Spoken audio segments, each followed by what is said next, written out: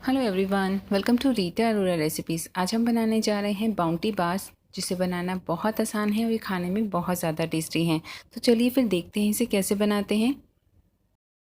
इसे बनाने के लिए सबसे पहले हम एक पैन में 3/4 कप दूध डालेंगे। आप दूध कोई सा भी ले सकते हैं और साथ ही इसमें डालेंगे आधा कप चीनी। मैंने यहाँ पर मेज़रिंग कप से नापा है। अगर आपके पास मेज़रिंग कप नहीं है तो कोई प्रॉब्लम नहीं, आप घर का कोई भी एक कप ले सकते हैं और उसी के हिसाब से आप सारे इंग्रेडिएंट्स ले सकते हैं, या फिर कोई कटोरी भी ले सकते हैं आप। और ये देखिए दूध में एक अच्छा सा उबाला आ गया है, हमने इसे अच्छे से मिक्स कर लिया है। अब हम इसमें यहाँ पर 1/4 कप दूध और डाल रहे हैं, यानी मैंने टोटल 1 कप दूध का यूज़ किया है।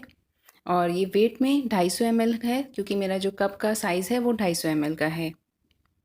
और जैसा कि मैंने आपको बताया कि आप घर का कोई भी कटोरी या कप भी नाप के लिए ले सकते हैं।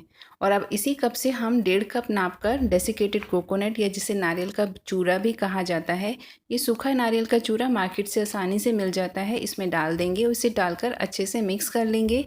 और अब हम इसे तब तक पकाएंगे जब तक कि इसमें से सारा मॉइस्चर ख़त्म नहीं हो जाता, यानी जो दूध है अच्छे से सूख नहीं जाता। गैस का फ्लेम मैंने यहाँ पर हाई रखा हुआ है और इसे लगातार इस तरह से हम चलाते रहेंगे।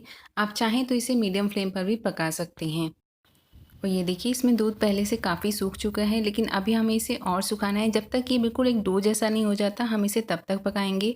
और ये सारे इंग्रेडिएंट्स की लिस्ट ग्राम्स में भी और साथ ही कप के हिसाब से भी मैंने नीचे डिस्क्रिप्शन बॉक्स में दी हुई है, आप वहाँ चेक कर सकते हैं। इन चॉकलेट्स को बनाकर आप फ्रिज में 1 हफ्ते तक स्टोर करके भी रख सकते हैं और साथ ही बच्चों की बर्थडे पार्टीज़ में इसे यूज़ कर सकते हैं, या फिर रक्षाबंधन पर अपने भाइयों को गिफ्ट भी कर सकते हैं। और ये देखिए इसमें से दूध अच्छे से सूख चुका है, ये बिल्कुल डो जैसा हो गया है। तो अब हम इसे इस बाउल में निकाल लेंगे और इसे पहले थोड़ा ठंडा होने देंगे। जल्दी ठंडा करने के लिए आप इसे थोड़ी देर के लिए फ्रिज में भी रख सकते हैं, या फिर आप इसे रूम टेम्परेचर पर भी ठंडा कर सकते हैं। और ये देखिए जब ये मिक्सचर थोड़ा ठंडा हो गया है तो हम एक चम्मच की मदद से इसमें से थोड़ा सा पोर्शन लेंगे और इसे हाथों के बीच पहले इस तरह से एक रोल की शेप देंगे। उसके बाद इसे ऊपर से हल्का हल्का प्रेस करेंगे, साइडों से थोड़ा सा प्रेस करते हुए अंदर की तरफ करेंगे और ऊपर से फिंगर से इस तरह से गोलाई की शेप देंगे। ये देखिए इस तरह से हम सभी बार्स को तैयार करेंगे।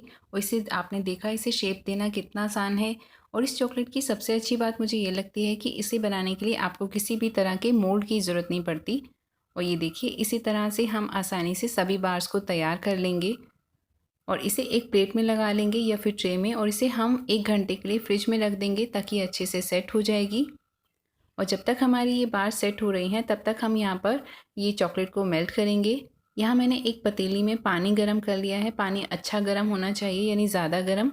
और अब हम इसके ऊपर ये चॉकलेट वाला बाउल रख देंगे। यहाँ मैंने ये 150 ग्राम मिल्क कंपाउंड चॉकलेट ली है, जिसे मैंने छोटे टुकड़ों में काट लिया है, इसे मेल्ट कर लेंगे। और अब हम इसे इसी के ऊपर ही छोड़ देंगे। आप इसे ढकें नहीं, क्योंकि ढकने से इसके अंदर जो मॉइस्चर बनेगा वो पानी बनकर चॉकलेट में गिरेगा, तो वो पानी से चॉकलेट आपकी ख़राब हो सकती है। और ये देखिए चॉकलेट हमारी मेल्ट होनी शुरू हो गई है। आप चाहें तो इसे माइक्रोवेव में भी मेल्ट कर सकते हैं। माइक्रोवेव में आप इसे 80 डिग्री पावर पर 20-20 सेकंड के गैप पर मतलब गरम करें। 20 सेकंड इसे गरम करें, उसके बाद इसे निकालें, अच्छे से मिक्स करें, वापस माइक्रोवेव में रखें, फिर 20 सेकंड के लिए गरम करें।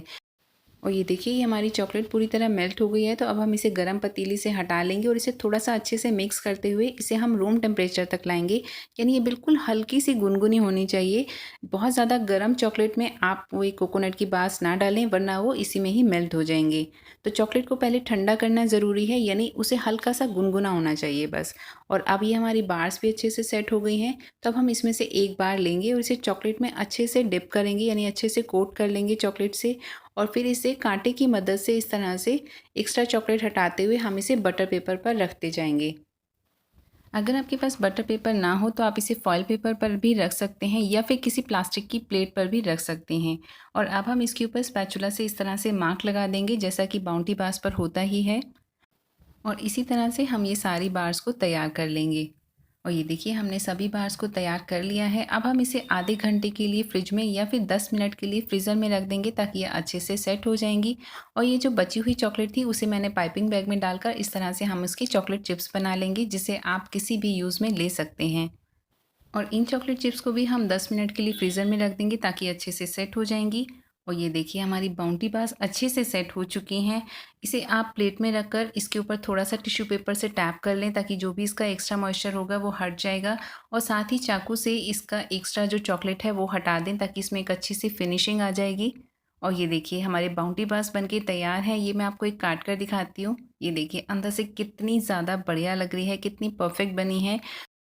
और साथ ही ये हमारे चोको चिप्स भी देखिए अच्छे से सेट हो चुके हैं। इन्हें सबको इकट्ठा करके हम एयर टाइट बॉक्स में डालकर फ्रीज़र में कई महीनों तक स्टोर करके भी रख सकते हैं। तो आप भी इन बाउंटी बार्स को अपने घर में ज़रूर ट्राई करें और अपने अनुभव मेरे साथ ज़रूर शेयर करें। और अगर आपको हमारी रेसिपीज़ पसंद आती हैं तो हमारे चैनल रीटा अरोरा रेसिपीज़ को लाइक, सब्सक्राइब और शेयर ज़रूर कीजिए और पास ही लगे बेल आइकन पर ज़रूर प्रेस कर दें ताकि आपको नई वीडियोज़ के नोटिफिकेशन मिलते रहें। और साथ ही आप हमें फेसबुक और इंस्टाग्राम पर भी ज्वाइन कर सकते हैं और नई नई रेसिपीज़ के लिए।